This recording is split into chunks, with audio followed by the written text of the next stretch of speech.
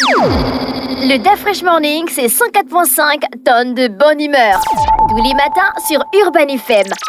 La meilleure radio de la capitale. La meilleure radio de la capitale. Vous êtes sur les 104.5 Urban FM, la station urbaine, et vous écoutez le DAF Fresh Morning. On est avec Jean-Paul. Jean-Paul, bonjour. Bonjour la fraîche. Comment tu vas ce matin? Ça va très bien. Et le week-end? Week-end porté par des affaires familiales essentiellement.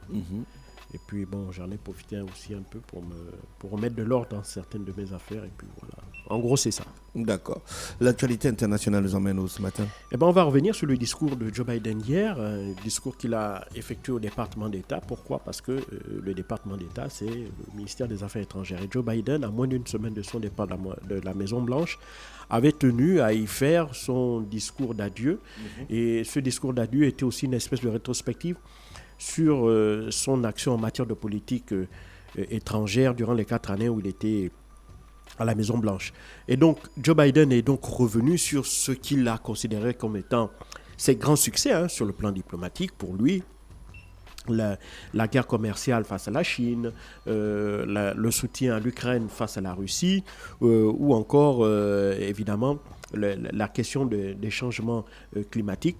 Tout ça sont évidemment autant de succès à ses yeux qui ont permis de rendre l'Amérique plus forte et de permettre à ce que son successeur puisse avoir de meilleures cartes en main pour pouvoir, si tu veux, continuer le job en quelque sorte, maintenir, si tu veux, la suprématie des États-Unis sur le reste du monde.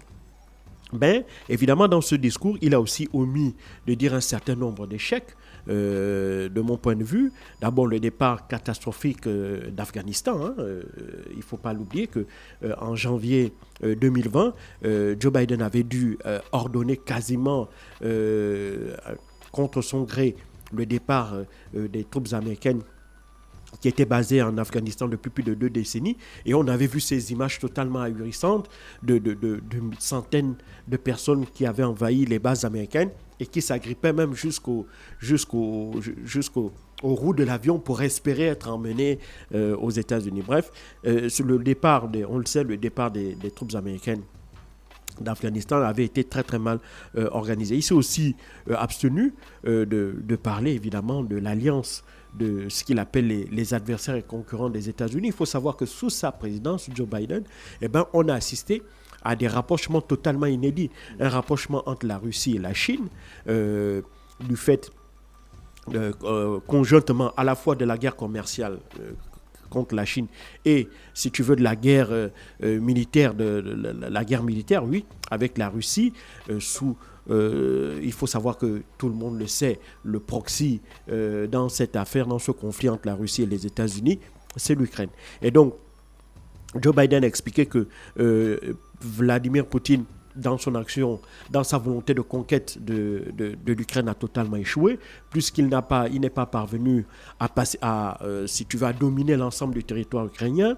Il ne contrôle qu'environ 20%, il ne contrôle pas la capitale, et que, évidemment, lui, grâce au soutien qu'il a apporté à l'Ukraine, c'est quand même plus de 44 milliards de dollars en 4 ans, et donc ce soutien-là permet, ce soutien couplé au courage héroïque des Ukrainiens, selon ses propos, permettent justement à ces derniers de tenir et ont ainsi fait échouer les plans de Vladimir Poutine. Mais derrière, évidemment, il y a une question que le renforcement de l'Ukraine, enfin le renforcement des alliances stratégiques entre les Européens et les Américains se sont accrus après avoir été mis à mal par Donald Trump.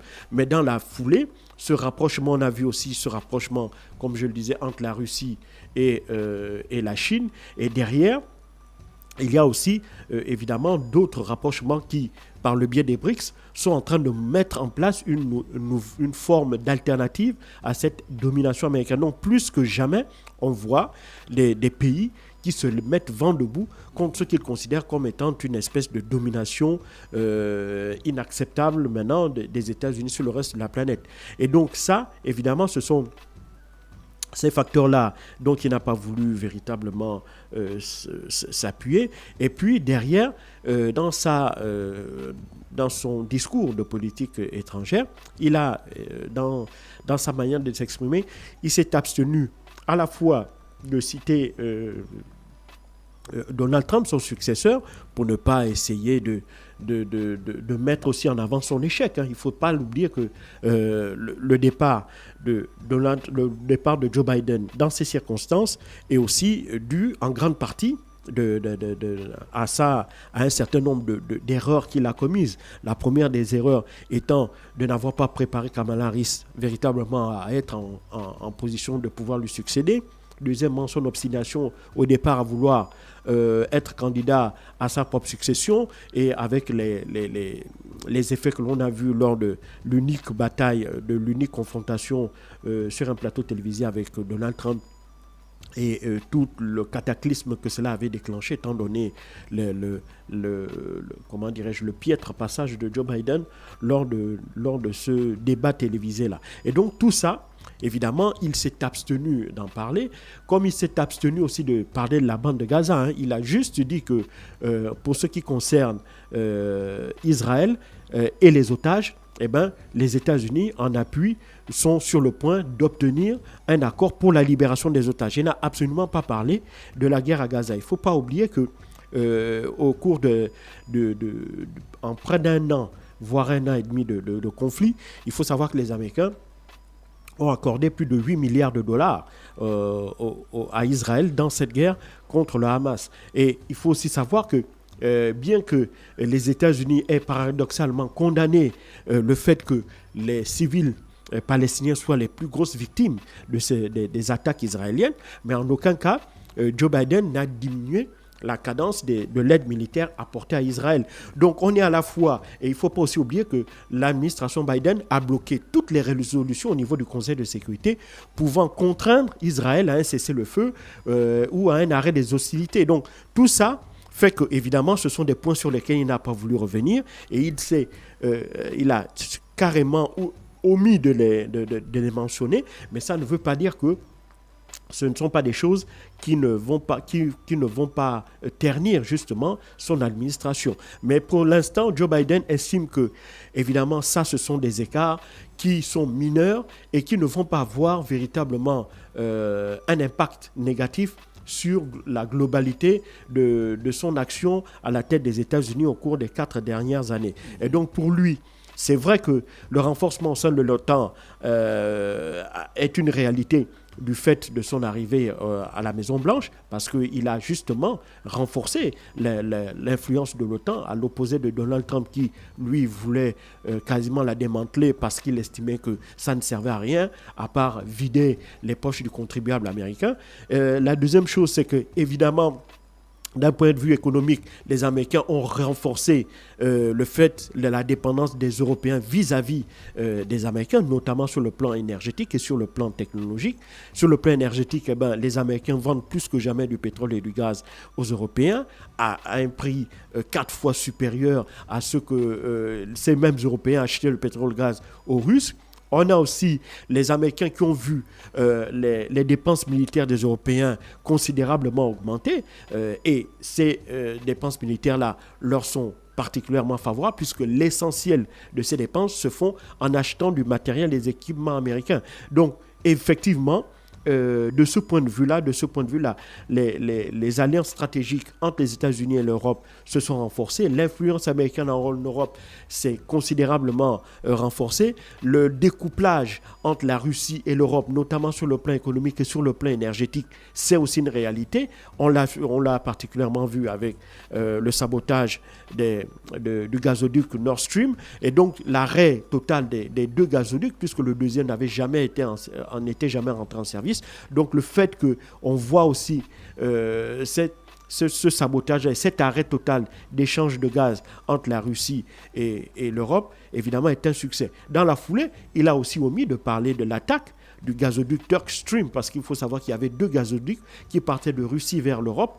Il y avait un gazoduc qui passait par l'Ukraine et le deuxième qui passait par la Turquie. Alors les Russes accusent les Ukrainiens d'avoir tenté d'attaquer ce gazoduc-là, Turk Stream, en violation évidemment de toutes les règles de droit international, chose pour lesquelles on n'a pas encore vu de réaction de la part des Ukrainiens. Mais ce qui est sûr, c'est que Joe Biden, au cours de ce discours, évidemment, a tenté de à la fois mettre en avant son action en termes de diplomatie et de politique étrangère à la tête des États-Unis, tout en évitant de mettre en avant aussi ces échecs qui sont quand même des échecs patents. Le premier échec, c'est tenter faire tomber le régime de Vladimir Poutine. Au contraire, Vladimir Poutine, son régime sort plus que jamais renforcé, aussi bien sur le plan intérieur que sur le plan international, puisque en dépit du mandat d'arrêt international déposé contre Vladimir Poutine, la Russie continue, Vladimir Poutine, même s'il a vu ses déplacements quelque peu restreints, mais reste quand même un homme qui a quand même de l'entre-gens et qui continue à recevoir un certain nombre de chefs d'État. La preuve, c'est l'organisation du sommet des BRICS qui avait eu lieu notamment à Kazan et donc lui a permis de montrer notamment aux Occidentaux qu'il restait un homme dont l'aura n'était pas totalement détruite. Au contraire, son influence reste encore très importante dans le monde. Et puis, la deuxième chose, c'est la Chine.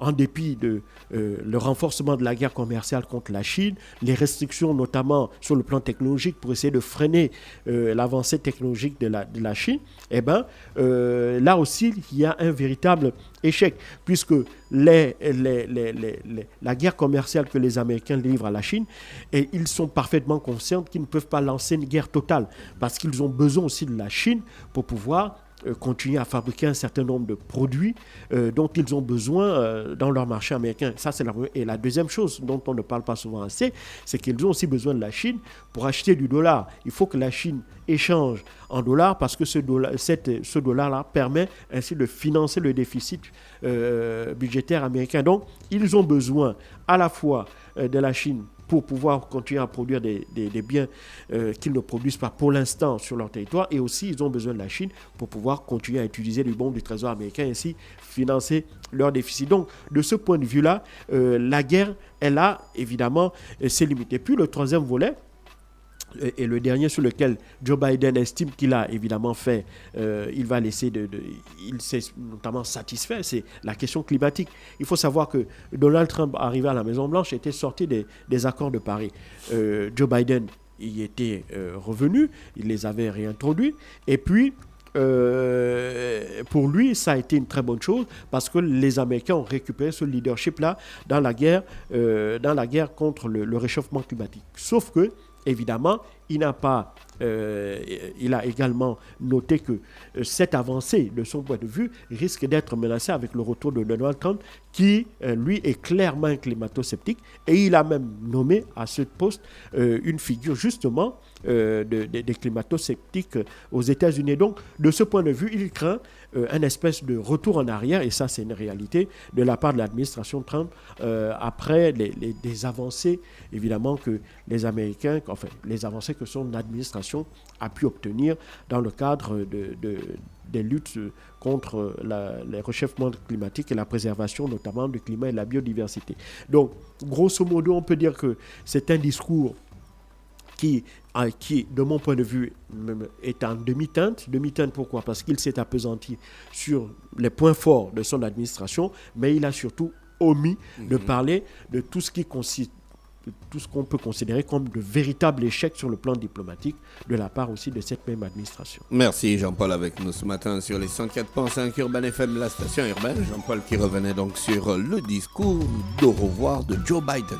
Restez connectés dans l'UDA Fresh Morning, le réveil matinal le plus haut de la capitale sur la radio le plus haut de la capitale. Le Da Fresh Morning, c'est 104.5 tonnes de bonne humeur. Tous les matins sur Urban FM. La meilleure radio de la capitale. La meilleure radio de la capitale.